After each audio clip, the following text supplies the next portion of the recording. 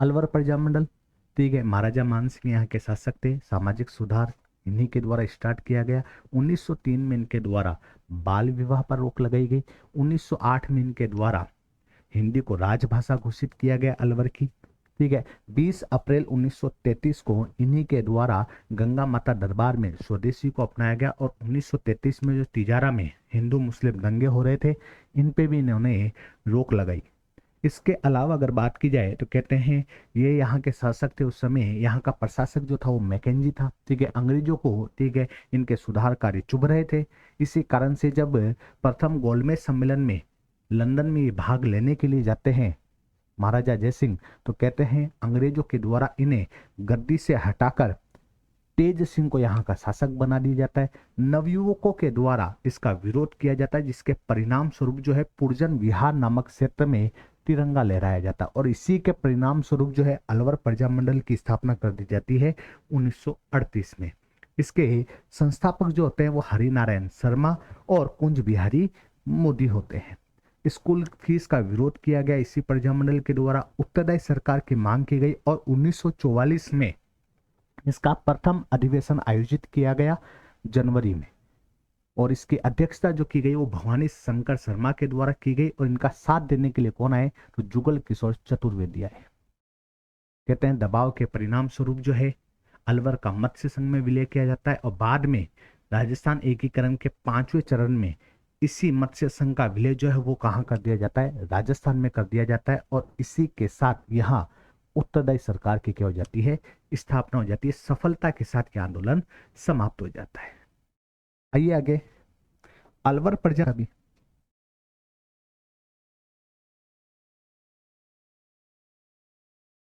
देखो। भरतपुर प्रजामंडल की अगर बात की जाए तो जन जागृति फैलाने का कार्य भरतपुर में गंगा प्रसाद व जगन्नाथ प्रसाद अधिकारी या जगन्नाथ दास अधिकारी के द्वारा किया गया। इन्हीं के द्वारा 1912 में हिंदी साहित्य समिति की स्थापना की गई।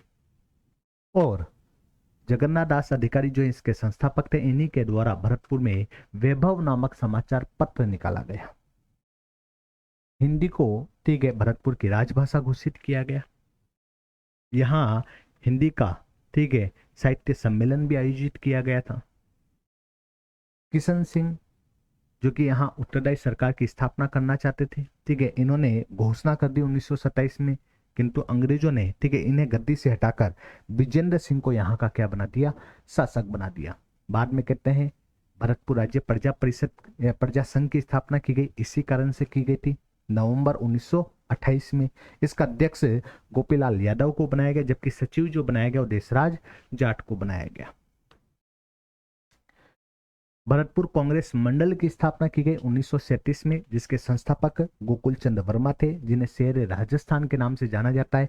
इन्हीं का, इसी भरतपुर कांग्रेस मंडल का, ठीक है, एक सम्मेलन आयोजित किया गया, जिसमें यह रखा गया कि भाई यहाँ उत्तरदायी सरकार की स्थापना होनी चाहिए भरतपुर में, ठीक है, जिसके लिए भरतपुर प्रजा मंडल, ठीक है, निर्मित करने का प्रस्ताव रखा गया, जो कि यहाँ पे पारित भी कर दिया गया।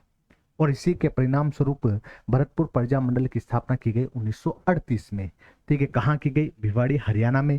किसके घर, तो जुगल किशोर चतुर्वेदी के घर। इसी कारण इन्हें यहाँ का उपाध्यक्ष बनाया गया, जबकि इसके संस्थापक किशनलाल जोशी व गोपीलाल यादव को अध्यक्ष बनाया गया, जबकि किशनलाल जोशी को मुख्य सचिव बनाया गया। मास्टर आदित्येंद्र नाथ इसके सदस्य थे, जिन्हें कोषाध्यक्ष बनाया गया, जबकि सचिव जो बनाया गया वो फकीर चंद को बनाया गया, ठीक है।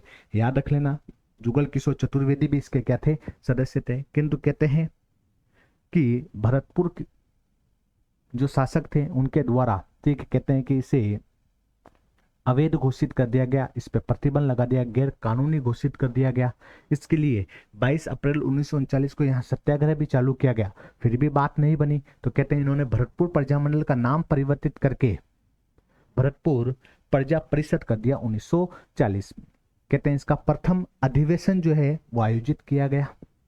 कब, 2 दिवसीय था, 30 दिसंबर 1940 से लेकर 1 जनवरी 1941 तक, जिसकी अध्यक्षता जो की गई थी वो जय नारायण व्यास के द्वारा की गई थी। इसका मुख्य उद्देश्य था उत्तरदायी शासन की स्थापना करना। बाद में कहते हैं, ठीक है, कि भाई सरकार ने देखा गया है पानी ऊपर जा रहा है, मामला गड़बड़ हो रहा है, जनता को शांत करना जरूरी है, इसी कारण से इनके द्वारा 22 अक्टूबर 1942 को ब्रिज जन प्रतिनिधि सभा की स्थापना की गई। ठीक है, क्यों की गई? तो राजस्थान राज्य सरकार जो है वो जनता को शांत करना चाहती थी, इस उद्देश्य से की गई। कहते हैं बाद में, ठीक है, 28 जनवरी 1947 को, ठीक है, पूरे राजस्थान में अगर बात की जाए सभी रियासतों में भरतपुर दिवस बनाया जाता है। और इसके बाद अगर बात की जाए तो मत्स्य संघ का निर्माण होता है। मत्स्य संघ का विलय राजस्थान में राजस्थान एकीकरण के 5वें चरण के तहत कर दिया जाता है और यहाँ उत्तरदायी सरकार की स्थापना हो जाती है और इसी के साथ भरतपुर प्रजामंडल जो है वो सफलता के साथ समाप्त हो जाता है। को वापस से करौली प्रजामंडल जन जागृति फैलाने का श्रेय मदन सिंह और पूरन सिंह को दिया जाता है। सबसे पहले आंदोलन जो है, ठीक है, 1927 में जंगली सूरों को लेकर चालू किया गया था। अन्य, ठीक है, बेगारी और हिंदी राजभाषा भी कारण थे। ठीक है, किसके समय? तो भीमपाल के समय, क्योंकि भीमपाल ने क्या कर दिया, सूरों मारने पर प्रतिबंध लगा दिया था, इनके शिकार पे प्रतिबंध लगा दिया था। बाद में कहते हैं करौली प्रजामंडल की स्थापना 1938 में की गई थी। किसके? इसके संस्थापक त्रिलोकचंद माथुर, अन्य सदस्य चिरंजी लाल मिश्र भी थे। ठीक है, और राजनीतिक सम्मेलन 1946 में आयोजित किया गया। इसके अध्यक्ष जो थे वो पूरन सिंह थे। और थोड़ा सा याद रखो, तो ये याद रख लेना कि इनकी प्रमुख, ठीक है, उद्देश्य जो था वो उत्तरदायी सरकार की स्थापना करना था। ठीक है, और इसी के परिणाम स्वरूप मत्स्य संघ का गठन हुआ। मत्स्य संघ को राजस्थान एकीकरण के 5वें चरण में राजस्थान में मिला दिया गया और यहाँ उत्तरदायी सरकार की स्थापना होगी। देखो, धौलपुर प्रजामंडल, लेकिन इससे पहले कहीं यहाँ पे सभा, समाज और आंदोलन चले। बोले कौन कौन सी? तो सभा देखो, आचार प्रचारिणी सभा की स्थापना 1910 में की गई थी, यमुना प्रसाद के द्वारा। पूछा जाता है, ध्यान रखना। इन्हीं के द्वारा आर्य समाज की स्थापना 1911 में की जाती है। इसका सहयोग ज्वाला प्रसाद जिज्ञासु के द्वारा दिया जाता है। एक आंदोलन चालू किया जाता है, ठीक है, किसके द्वारा किया जाता है? तो स्वामी सदानंद जैन के द्वारा। बोला आंदोलन क्या है? स्वशासन आंदोलन। कब? 1918 में किया जाता है। नागरिक प्रचारिणी सभा की स्थापना 1934 में की जाती है। इसके संस्थापक कई बार पूछा जा चुका है, ठीक है, ज्वाला प्रसाद और जौहरीलाल इंदू होते हैं। ठीक है, लेकिन यहीं पर याद रख लो, विद्या प्रचारिणी सभा की स्थापना 1915-16 में हरिभाई किंकर के द्वारा की जाती है, जबकि 1910 में केसरी सिंह बारठ और गोपाल, ठीक है, सिंह खरवा के द्वारा वीर भारत सभा की स्थापना की जाती है। धौलपुर प्रजामंडल की स्थापना 1936 में की जाती है। ज्वाला प्रसाद जिज्ञासु और जौहरीलाल इंदू इसके संस्थापक होते हैं, जबकि कृष्णदत्त पालीवाल जो है इसके क्या होते हैं? अध्यक्ष होते हैं। मुख्य उद्देश्य क्या है? तो उत्तरदायी सरकार की स्थापना करना।